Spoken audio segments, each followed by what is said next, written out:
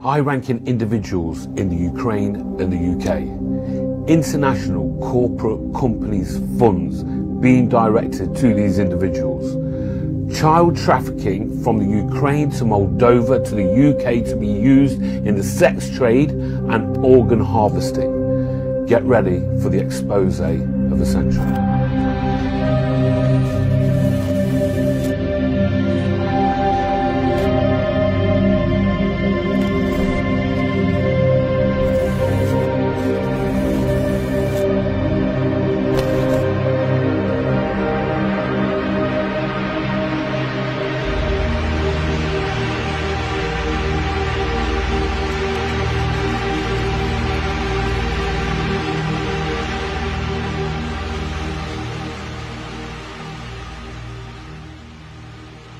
What your evidence shows you, what your intelligence, your investigation shows you, is that children are basically being stolen from Ukraine by high-ranking individuals. They're being trafficked over to England by predominantly Albanian gangs, and individuals that are involved in this, UK and Ukraine-wise, have got filthy rich out of it during the process. I didn't see the intelligence. I need to make that extremely clear. This was what we call a fishing expedition. So it would mean that basically we are given all the names of what we were told that possibly were involved in this. We were not told the source. We were not told anything else. And our job was to put it forward to the National Crime Agency through relevant sources. And I agreed to the job because one of the reporters that I know was involved with the spook, which is the undercover operative that was in Ukraine, so lots of intelligence was coming his way. He was the link. He asked me not to put him out there first of all, so I went in cold because I wasn't involved. If you know what I'm trying to say? The whole point of trying to stay alive in this game of being a journalist is some people have information and some people don't. I did not have the intelligence. So my job was just to put in the information and to see what happened when it went in and who would do what. So there is a global operation of freelance journalists are not on the books with anybody, and they don't get funded or paid, so it keeps them off book. Okay, and basically they get given information, quite a lot of information. Some people take it on, some people don't, because it's extremely dangerous. Okay, so certain journalists brought some information to me but wouldn't give me the intelligence behind it, and it was regards to an operation that was involving an agency in the UK, seemingly MI6, an operative from there, an operative from the Foreign Office, and also some paratroopers that were involved that worked in an organisation in the UK. However, when we looked into those people, first of all, we realised that 10 years ago, none of them had got any money at all, and then now they've all got organisations and quite high ranking within companies.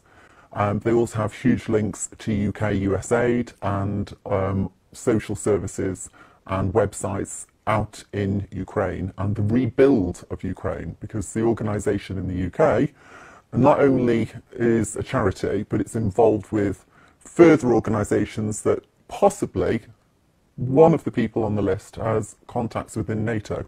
What sort of evidence do you have to back up all this? The evidence is with the undercover operative, as I say, which I've put you on to. That is how we all keep ourselves safe, because he is the person that when he decided to work undercover for many years, he got all this intelligence, which included social services, the police, certain people in MI6 and other organisations, Foreign Office. You've got to understand, he then had to get away because he knew his life was in danger, because one other person had already been blown up and his car gets blown up. Luckily for him, it's all online, by the way, you can see this with the Daily Mail. That operative has actually been blown up, but he was saved, thank God. It was only his arm and a small injury.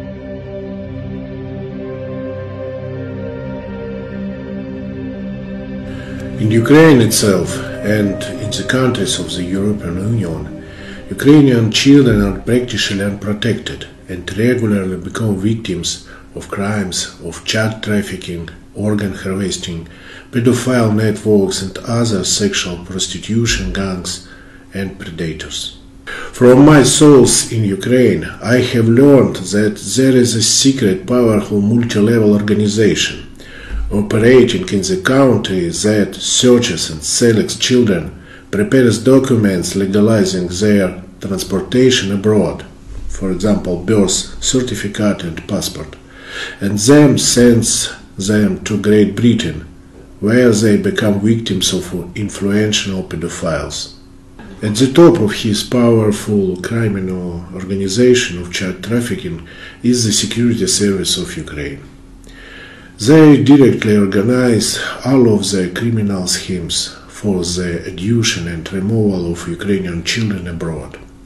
Borisov Sergei was once an employee of the SBU, worked in the investigative units of the main directorate of the SBU in Kiev. In May 2020, he was detained for organizing a criminal group that was engaged in kidnapping entrepreneurs for ransom and seizing their property and financial assets. The group consisted of former and current police officers.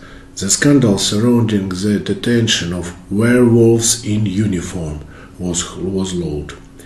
The criminals were charged with more than 5 episodes of kidnappings, as well as other particularly dangerous crimes.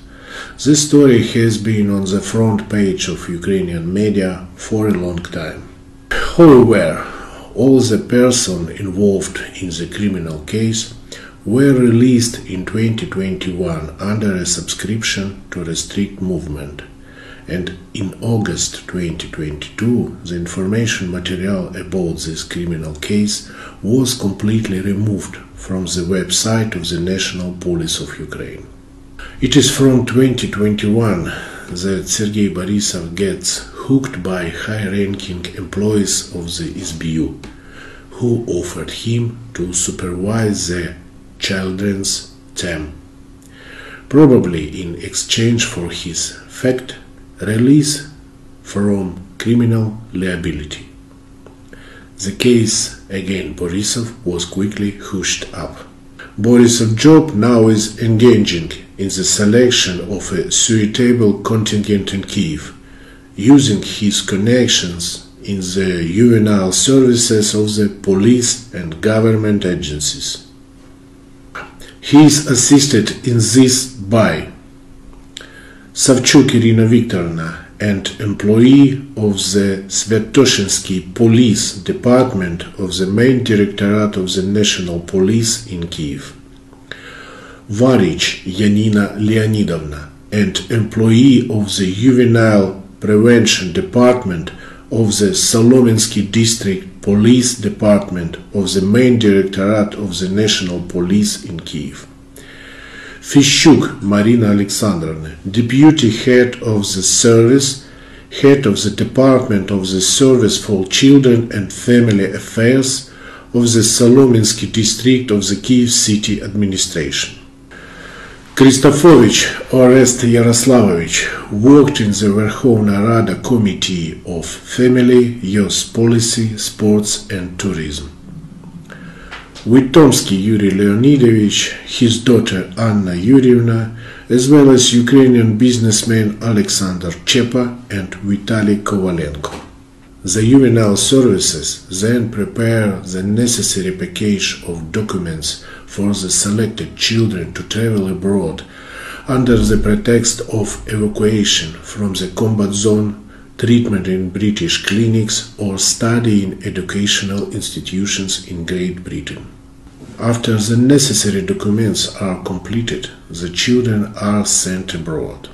At this stage, the key role in the criminal scheme for the removal of Ukrainian children is played by employees of the international and UK corporation Chemonics, which is a subcontractor of the American Agency for International Development, USAID.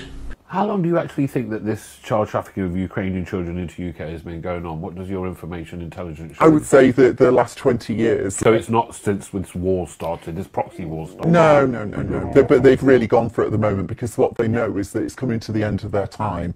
Their regime is ending, so what they're doing is they're trying to, just like the laundering's going on. When you receive this information intelligence from your contact, it's a very big burden and a very big responsibility. So what did you do with it from there? The first thing I did was contact a couple of friends of mine that I know of that work very closely with the National Crime Agency. And I said to them, I sat in the back of one of the cars and I said, I've been given this information, I haven't got the evidence behind it. I said, I've just been given the names, but I do know the source. I said, and this source is very, very good. He's always 100% on. And he said to me, let me see the list. And I showed him. And when he got down to the name of Tom Matlock, which is MI6, he actually didn't breathe out. Which, if anybody's listening to this recording understands that, they know what that is, because... Can you elaborate on who Tom Matlock is? Tom Matlock is supposedly worked at MI6, but doesn't work there anymore, which I have lots of friends in lots of areas, and I've never known anybody work for an agency that's not all of a sudden doesn't work for an agency. So, and his wife works for the Foreign Office. So there's many other names on the list, but what I will tell you is there's a certain organisation that's involved in it. Seemingly, I have to say, we have undercover operatives in this country and Europe and America that are doing above and beyond and trying to protect what is right and what was good about what we built up in the beginning, which was here, supposedly, to protect the people and protect the country and protect our way of life. And that's not happening. What's happening is we've got greedy people, greedy MPs, yeah? Greedy people in the police force, without a doubt, greedy people in the NCA that are involved in drug cartels and other things. That's all I can say at this moment. The following are directly involved in this scheme from Great Britain. Martin King, former serviceman of the British Airborne Forces, employee of various private military companies. Since January 2022, Director of Regional Security for Chemonics in Eastern Europe. Personally manages shadow projects to remove children from Ukraine and deliver them to Great Britain. Matthew Waterfield, former employee of a number of UN missions in Africa and Asia. Since June 2022, head of the Chemonics Group in the International Fund, Partnership Fund for a Resilient Ukraine. Mark Watson, former serviceman of the British Airborne Forces, former employee of the OSCE mission in Ukraine and USAID employee, worked in various consulting companies in the field of security. He is in constant contact with Sergei Borisov. For the direct transportation of children from Ukraine to the UK, employees of the British private military company Acadian are involved, including Simon Roughton, Christopher Gibson, Rob Parkinson, and Tom Matlock, formerly MI6, and his wife Kate English, who is also involved in this criminal scheme. Previously, English worked as the Secretary of the Foreign Secretary of Great Britain in the diplomatic missions of the United Kingdom in Sudan and South Korea. She worked directly from the Embassy of the United Kingdom in Ukraine. Miss English coordinates operations to select children, remove them from their families and transport them to the UK. Due to the fact that the customers of children in the UK are representatives of the elite, the criminal group operates in compliance with all conspiracy and without question. Sergei Borisov receive and clarify orders, meet with representatives of customers. He systematically travels to the UK to deal directly with buyers. This concerns the export of children to the UK. However, I will tell you in general what other schemes are used to export children from the country. In addition, the sale of babies in Ukraine is also organized under the guise of surrogacy. Kyiv has organized a black market for the export of babies to almost all Western countries where this procedure is prohibited. The main supplier is the infamous biotech company, which was regularly accused of selling children. However, all open criminal cases against it were closed at the request of the authorities. It is hard to believe, but the foundation of Yelena Zelensky, the wife of Volodymyr Zelensky, is also involved in the scheme to export children from Ukraine. In addition, the Safe Ukrainian Foundation is actively involved in child trafficking. This foundation is headed by Mykola Kuleba, who until 2021 was the Commissioner for Children's Rights under the President of Ukraine. The activities of these funds are provided by the Deputy Head of the President Office, Irina Vereshchuk. The Polish organization Sunflowers is engaged in the organization of the transportation of children from Ukraine to Poland. The organization is headed by Polish citizen Ewa Holmanska, the wife of former president of the International Criminal Court, Piotr Hofmanski. In the UK, we are investigating into Save the Children. As we have knowledge, they cooperate with this organization, and the structure is based in London. We also have information that the White Angels and Phoenix organizations are directly involved in the removal of children from families in eastern Ukraine. British Admiral Anthony Radakin, Zelensky's NATO advisor, was involved in their creation. So once you had all this intelligence and information from your contact, can you walk us through which agencies you took it to and what happened? Basically, I contacted a friend of mine through the NCA, and he spoke to me on the phone, and I said to him I was really heavily concerned with not putting this in through the front door because of the names on the list. And he said, leave it with me. He then contacted me back and said, somebody's going to come and see you. They're going to want you to write something in writing and sign to say that you've got this information, and they're going to want to know who's behind you, and then they're going to want to interview them. Nothing ever happened. Nothing. I then contacted my friend again, to which he said, very simply, I don't know what's going on here, why they're not contacting you. So he contacted the person again. The person did call me this time and said to me that they would be in touch. It was literally a 2-minute conversation, they'll be in touch. They never got in touch. So then I went through another source of mine that works for one of the big three. He spoke to somebody through the correct protocols, and they suggested that I went directly to the police. And he said, I am not sure if that's the right thing to do, because I think she's quite fearful for her life because of the names on the list, even though she's not got the evidence. To which I then put it through to the Gloucestershire police, because they have an undercover reporting team for trafficking. That team kept the intelligence for 2 weeks, and I was a bit sneaky. I set up a burner email account, but I included another email in it so I knew it had hit them. They'd got it. They called me 2 weeks later, and the conversation went like this. Are you Mandy Smith? Yes, I am. You've sent us this information. How did you get my details? And I said, sorry, how did I get your details? Well, we want to know who you're speaking to. How have you got my details? And I said, well, shouldn't you be more saying, thank you for sending me such information. Is it verified? And how did you get such information of who's on this list? Because there's an MI6 operative's name on there.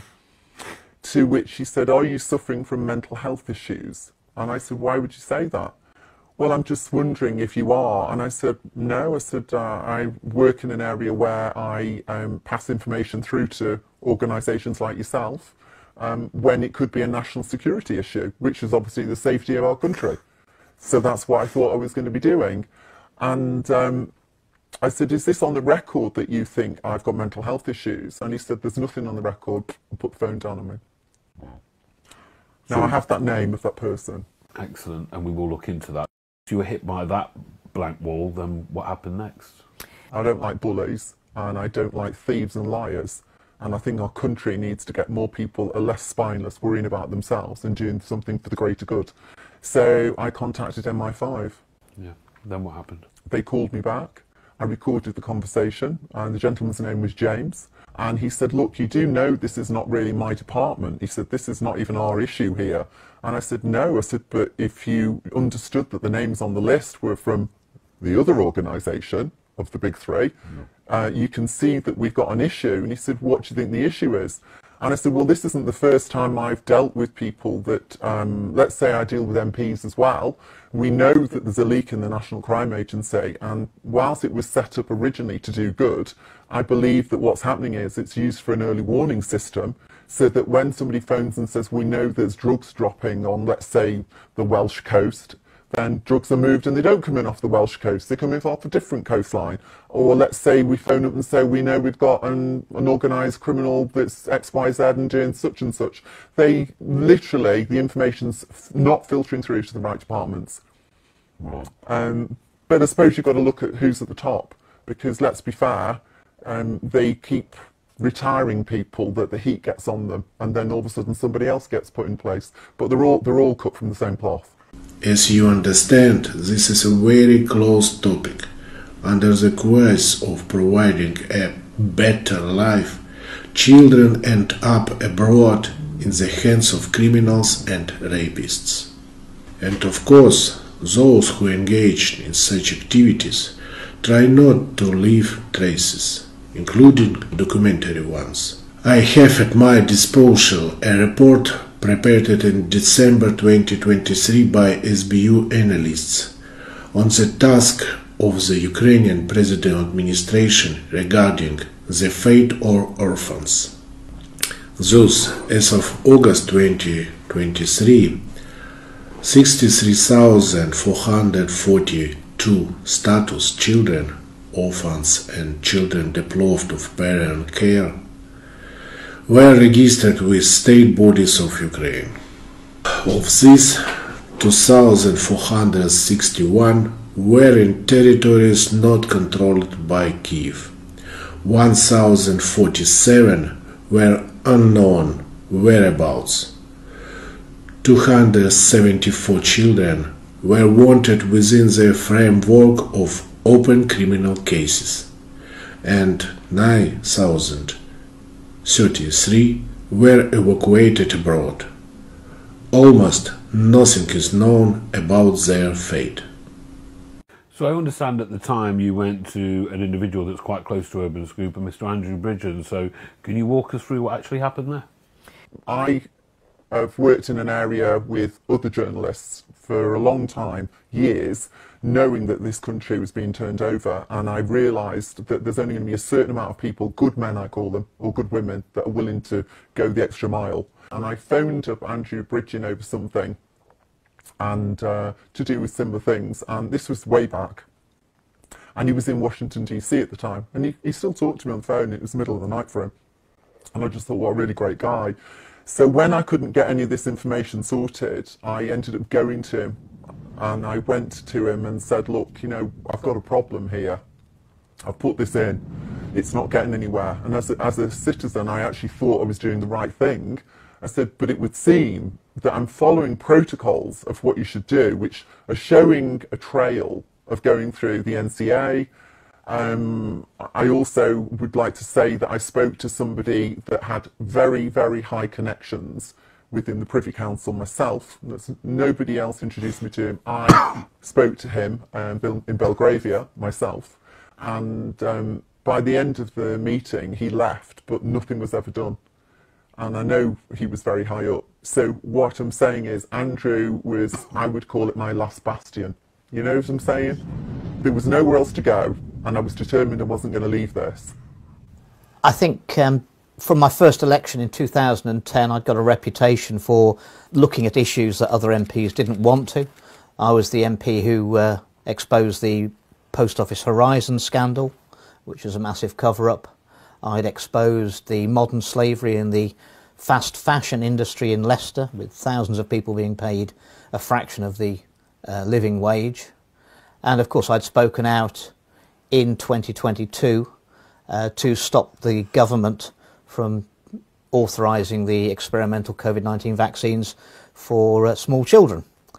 And so a lot of people contact me with issues that they've taken to their own MP, that they feel their own MP is not willing to raise or even look at in some cases. And that's the situation I found myself in 2023. I was approached by some people who claimed they'd got evidence, names, hard evidence of child trafficking from the Ukraine into the UK. We arranged a meeting, they showed me the evidence, and they told me that they'd taken this evidence, which was quite comprehensive. It got lists of names of people involved. They claimed that it was been supplied by intelligence officers working in Ukraine, Ukrainian intelligence officers. They claimed that there were two officers independent of each other which had supplied and verified the data. So a list of names from the Ukraine side to the UK side, including the foot soldiers on the ground that were actually doing the work in the UK, which a large number of them were Albanians, where the children's paperwork was being processed. And they claimed that they'd taken it to various agencies to try and get an investigation going in the UK. Before we go into the details of the individuals that were involved, I'd like you to break it down to the audience what crimes are actually happening to these children, where, when and how. Well, we're talking about children being abducted or taken from the Ukraine under false pretences. They may have been abducted, or they may have thought that they were going to be adopted or going to school in the UK for protection during the war, but in fact they were being handed over to, I believe, paedophiles or people who would use them in modern slavery effectively. Horrendous crimes, the worst crimes in the world, perpetrated against some of the most vulnerable people in the world, children in a war zone. And, you know, obviously I'm not going to sit back and do nothing. Well, when I'm told that this information has already been passed to Gloucestershire Police and been ignored, and nothing's been done. And that struck a chord with me, because I've passed information during my parliamentary career relating to the abuse of children by senior figures to the National Crime Agency, and I've met in the past with a former head of the National Crime Agency, Lynn Owens, in their premises on the south bank of the river, and been assured that everything was going to be dealt with, making, you know, serious allegations of paedophilia against senior figures in politics and in the police. And indeed, I've been told that, you know, this is the last piece of the jigsaw, Mr. Bridge, and this explains everything. But nothing ever happened. And I have very, very strong concerns that information is being passed to the National Crime Agency as the ultimate investigative body in the UK, and it's all being suppressed. So it didn't surprise me. And when I was told that all the phone calls with these agencies trying to complain and pass over this important evidence for investigation were actually recorded.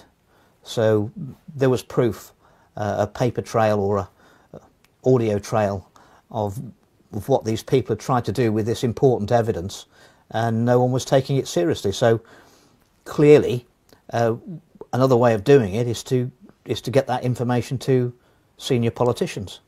And that's what I endeavoured to do in the autumn of 2023. So I collated the evidence, put in a covering letter, pointing out all the agencies that this had already been to and it had not been investigated, and I sent copies to Penny Mordaunt, who at the time was the leader of the House in the Conservative Party, which I was a member of at the time, and also to Alex Chalk, who was the Lord Chancellor in charge of the judiciary. I didn't get a response back immediately. I think it was probably about 6 weeks later, and the response was completely inadequate. It was, if you believe a crime is being committed, Mr. Bridgen, then go to the police.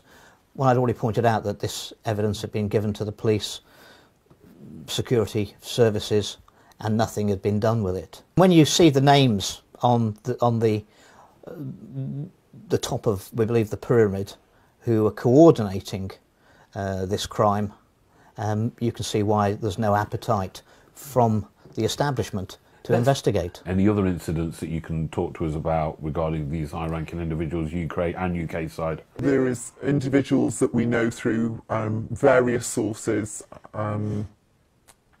that actually have gone missing. That's all I can say to you. Is there any other stories about any other individuals that have been involved in this child trafficking that you'd like to tell us about? There's certain things I can say to you, and obviously certain things we can't, because there's still undercover operatives out in Ukraine. There is also operatives in Moldova and other areas. But what I will say to you, these people are extremely, extremely brave for what they're doing. And one particular person got blown up with a family member. What happened there? In St. Petersburg. They were in a coffee shop and a family member had gone to get a car, but irrelevantly to that, what they're investigating, they got blown up. And they got followed for a long time for 6 to 8 months by an undercover operative that was from France, actually. Well, you're talking about a coordinated effort by Ukrainian secret services to abduct children, often of Russian heritage from the Donbass area, where the conflict was, and to hand them over to, I believe, people linked to agencies in the UK. So it's basically a secret services in Ukraine to a secret services in the UK operation. Why do you believe they're doing this? I think there's a lot of money in it. I think, they can only sell drugs once. We're now hearing over the last few years that there's more money in child trafficking than there is in drugs. They only sell the drugs once. They can sell the child dozens of times a day. As abhorrent as all that is, there's a lot of money in it. And also I think that paedophilia, from my experience and my investigations while I was an MP and since, it's endemic in the UK. There's no appetite to investigate child abuse, as we know, whether that's the Muslim rape gangs or trafficking children in from foreign countries for the paedophiles. And also, it's the ultimate compromat. Once you're involved in any of that, either the trafficking and the money or the use and abuse of those children, once you're in that club, there is no way out. They can be assured that you can be controlled, and they can be assured, if you're in their club, that's absolute loyalty. And what sort of level of the senior individuals we're talking about UK side? We're talking about people who are linked into three-letter agencies in the UK, and also people who are linked into the Foreign Office and very close to the government. Wow. Too close for comfort. It appears to be very well established. And there was a company that was in the evidence that was thought to be at the very centre of this trafficking operation from Ukraine to the UK, and that company is called Economics. Can you elaborate more on who Economics are? Well, Economics are a company, and they're funded actually by US aid.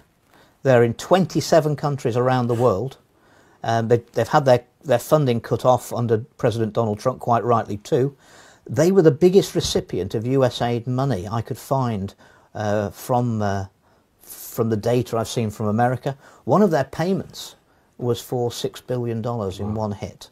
So paid an awful lot of money by USAID, which Donald Trump has quite rightly shut down. USAID, a company that's been funding 7,000 journalists around the world, funding the BBC, huge influence, and I think a malign influence, and they are the biggest funders of Economics. Now you've got this company, which we believe is linked to trafficking from the Ukraine, possibly receiving monies, which it will put down as donations to help these poor children in need in Ukraine. What's to say those aren't the payments for the children? In September last year, there was a journalist, obviously, Natalia Urban, who is a well-known journalist that works, she's Brazilian, but she also was extremely well-known with good MPs within Parliament to do a lot of good work. Her job was helping within charities that where you get women that have been sex trafficked, and they're very vulnerable.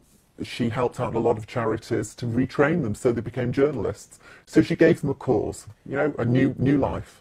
What I would say is there's no proof on this at the moment, but one of the journalists we work with has already written to Scotland and asked how did she commit suicide off the bridge that she supposedly fell off, because she also was known to be investigating trafficking organisations as well as other work she investigates. She was an extremely bright journalist, and seemingly before she went off the bridge, she supposedly put on Instagram and other social media that she'd been struggling.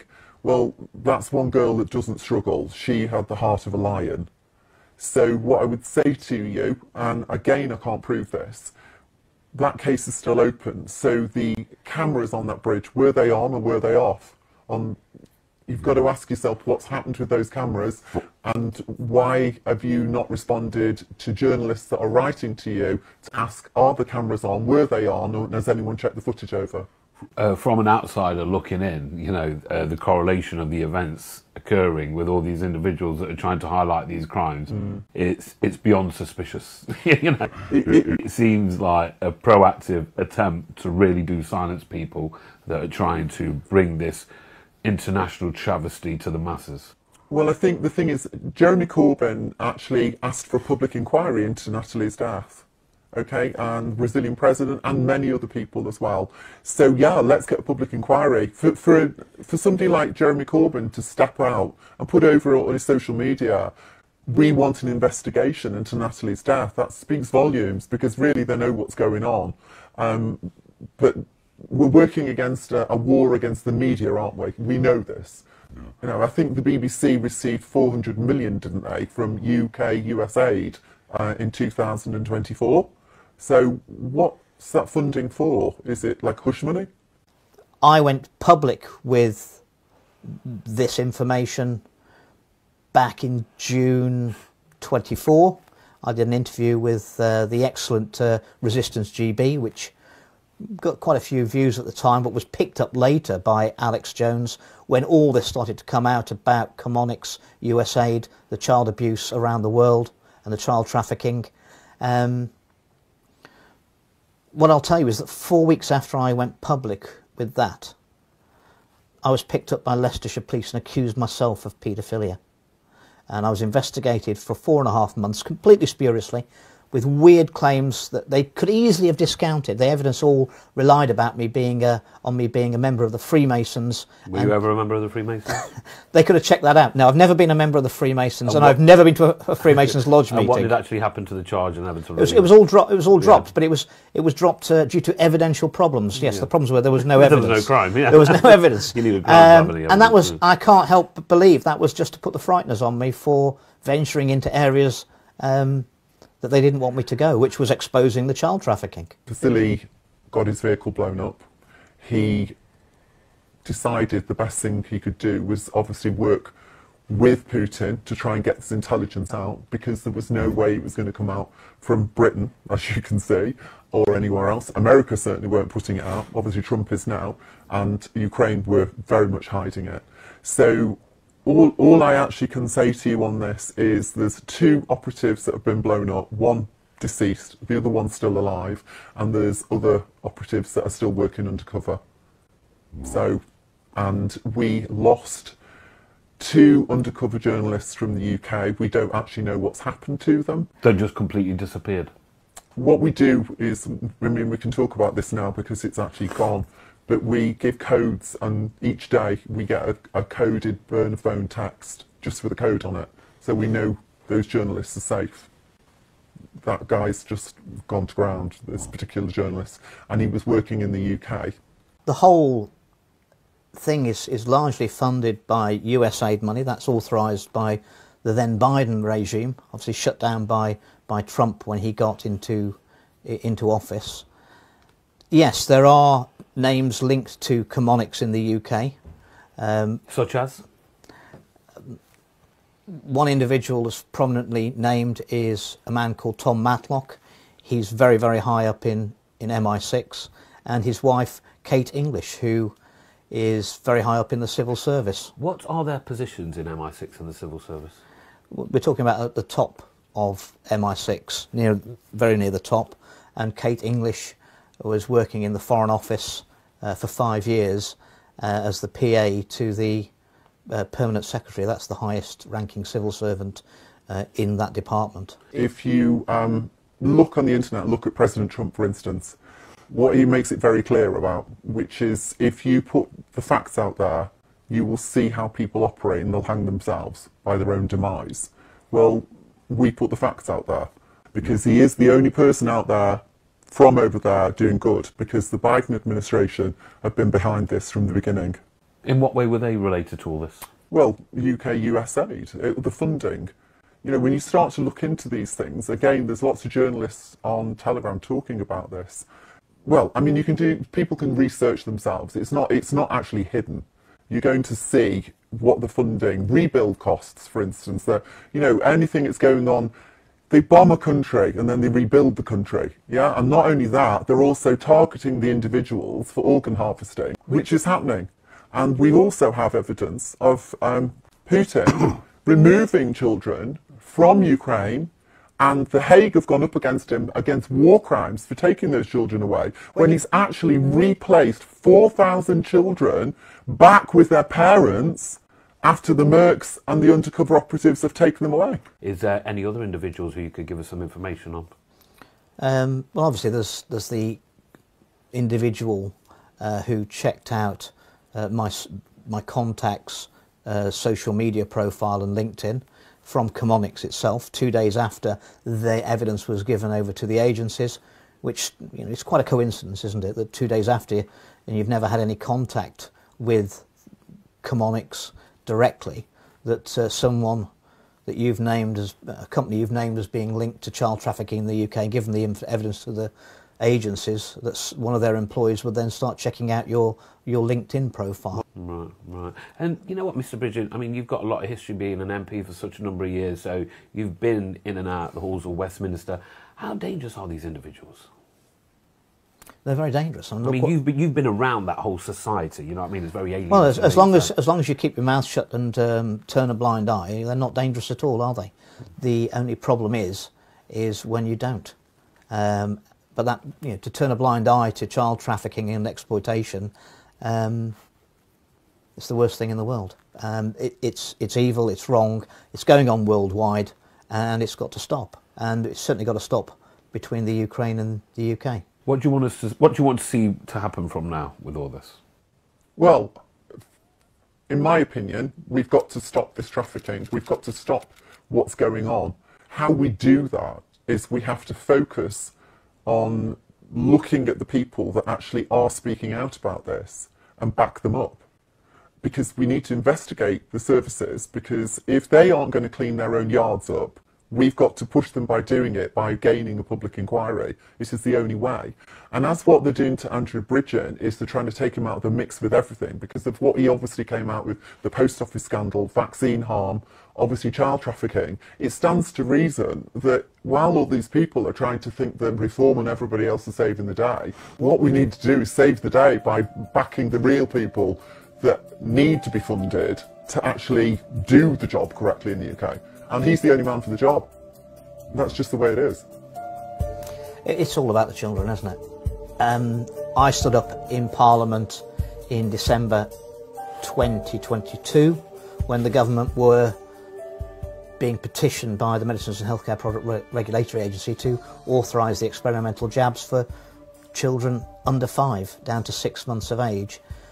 There's no healthy child of that age that's died of COVID-19.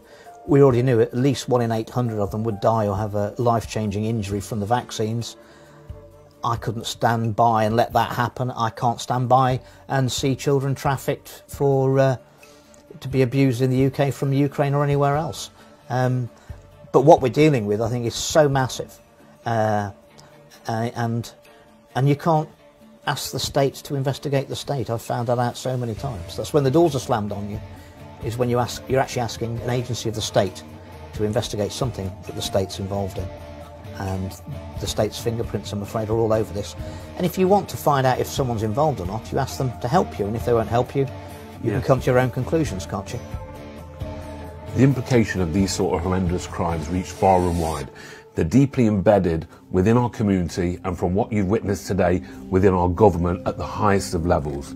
You've witnessed the statement from our whistleblower in the UK. We've showed you the evidence from our guy on the ground in Russia, and we've showed you the lengths and breadths Mr. Bridgen has gone to try and expose this international travesty. My name's Ermittler, and I hope you enjoyed this documentary. Please can I urge you to show your support for our work now and into the future by visiting urbanscoop.news/support-us. Any contributions, big or small, go a long way in our continued work.